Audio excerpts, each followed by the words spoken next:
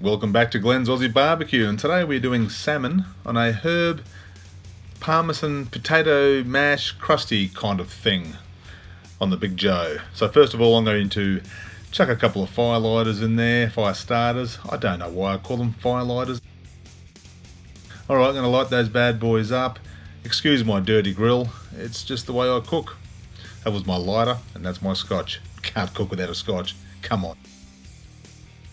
Alright, now that fire's blowing away there, put some charcoal on top. Try not to suffocate it, Glen. Come on, get your act together. Chuck in my Diviner Conquer rack and my X rack, and one deflector plate on the one side, and both grills up the very top. And I'm going to close the dome, and I will come back in around 1 second time because I realised I forgot my half moon cast iron plate.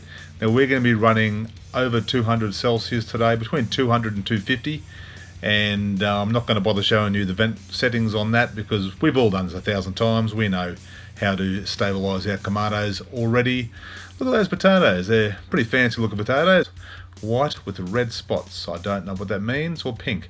Now I've started off with my lucky red kettle here.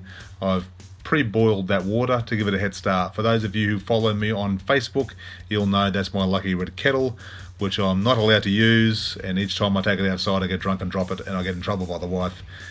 So it's not really my lucky red kettle, it's somebody else's lucky red kettle, and it's unlucky. So there we go, 225 Celsius. I can't tell you how long it was boiling for. I think it took around 40 minutes to boil these potatoes to soft. And you probably are thinking to yourself now, why would you not just do this on the stove? I would recommend probably doing that if you want to get it done faster, but this was a bit of a fun cook and tomatoes already going. Why not boil some spuds at the same time? Take them off, strain them through a colander and put on my large cast iron pan just for a few minutes, and I'll come back and I'll put a bit of oil and a bit of butter in there. And now what the oil is going to do is it's going to help stop that butter from burning.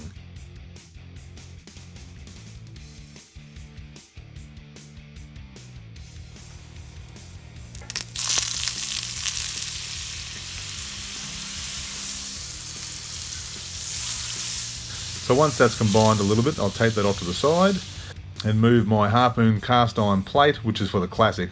Pretty sure I said that. Direct heat. Excuse my oven mitts. Once again, I borrowed my wife's oven mitts, ruined them, and now that's all I'm allowed to use. Fair enough, I say, fair enough. So now for the next part, just pour those potatoes into the fry pan and give them a bit of a mix around and give them a bit of a stomp. We just want to squash them down nice and flat and keep a nice even thickness across the whole pan. Hit it with a bit of salt and pepper. And of course the next magic ingredient is butter. Have a look at this butter. Oh, sensational. Now some of you might be thinking, that's not enough butter. Feel free to add more. Your heart attack's my gain. Or my heart attack's your gain. I don't know. I don't think there's any such thing as too much butter. So it probably is. Oh my God, have a look at that. Like I said, add some more during the cook if you'd like. Going to pop that in there. Now I can't really tell you how long this took. I didn't take any notice because I was drinking, but I'd probably check it every several minutes or so. Check that out. Yep, and spin it around. So you just get that nice even temperature going. It's normally hotter at the back of the kamado, so just give that a 180 turn every now and then, just to make sure you're getting a nice even cook. Now you can see on the outside of these edges they're getting nice and brown and crispy. Oh, that's what you want. You'll end up with a nice crisp base, a little bit softer on top, and it's just fantastic. Next stage here is I'm just going to pop a bit of butter on my half moon cast iron plate and put on some asparagus spears and some broccolini. Hit them with a bit of salt. I'm just going to saute those. Look at that. Beautiful. Give her a spin, 180, boom, done. Close the dome, come back. I know one. I'll give him a bit of a toss instead. Then I'll close the dome and I will come back. Fuck's sake. Have a look at these. That's all you want. Nice brown. Oh, look at that. Have a look at that. Give them a bit of a 1-2 again.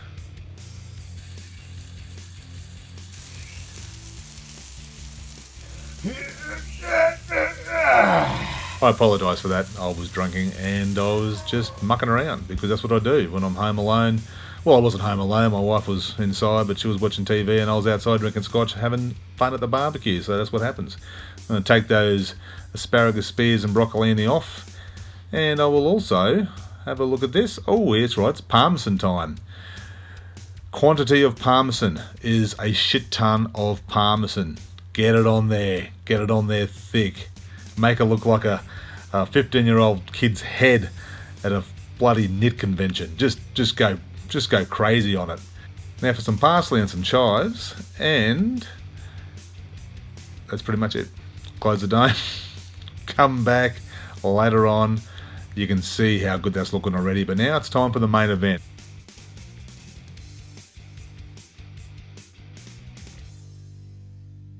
Have a look at that salmon. Top-notch stuff here, straight from Norway, I believe. Hand-caught. Ooh, look at that. Watch this shrink up. Oh, I love that. Love watching that shrink up. That's just fantastic. That's how I like to cook my salmon. Beautiful. Now we have a look at our potato crust, and that's looking beautiful. Take that off to the side. Just going to check that skin now. It's looking pretty close. Now, if you're ever going to start doing this kind of videos, don't make the mistake I did tonight and put your phone too close to the Kamado, because it will overheat and turn off, which is going to happen soon. But before that happens, I make an even bigger mistake. I swap sides. Oh no. Look at this. Oh, travesty. Travesty. Skin off. Man down. Man down. Oh, anyway, I ate that skin. It was bloody nice. Don't make that mistake. That was a pretty sad moment. It was a man down, skin off. Not happy.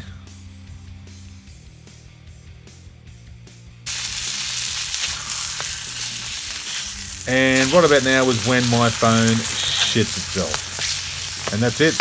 I had to run inside, get my wife's phone, come out, play it up, and take some photos. This really worked out really well considering I had an issue there. Stick around for some bloopers at the end. Maybe a couple of swear words. I can't actually remember. Thanks for watching. Hit like and subscribe. See you next time.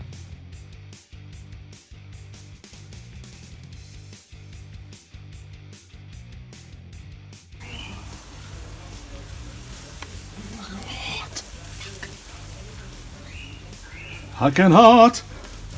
Fucking hot as fuck. Alright. Oh, that's better. Go lefty. Oh, fuck.